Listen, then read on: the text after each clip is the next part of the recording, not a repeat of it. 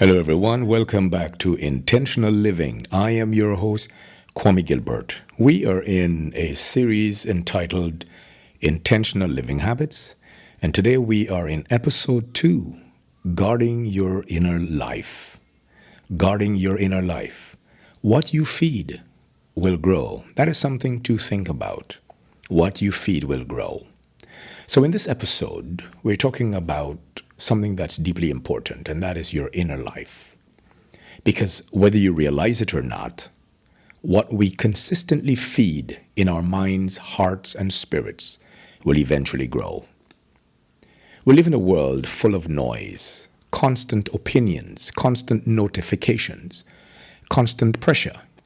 And if we are not careful, we can become mentally exhausted and emotionally drained and spiritually dry without fully understanding why.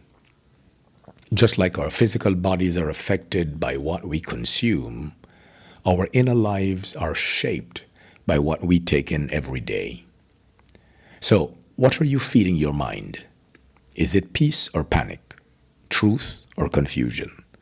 Wisdom or distraction? What are you feeding your heart? Bitterness or forgiveness? Fear or faith?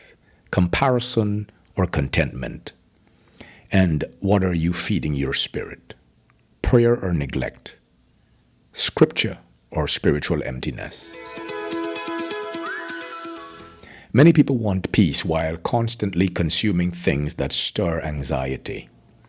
Many want clarity while living in constant distraction.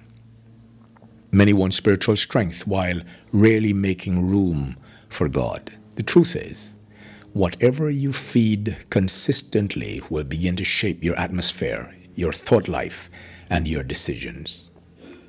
Sometimes the most loving thing we can do for ourselves is to pause and ask, what is influencing me right now? Not everything deserves access to your mind. Not every voice deserves influence. Not every environment deserves your continued presence.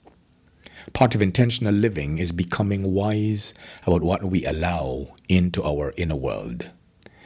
Proverbs chapter 4 and verse 23 tells us, above all else, guard your heart, for everything you do flows from it.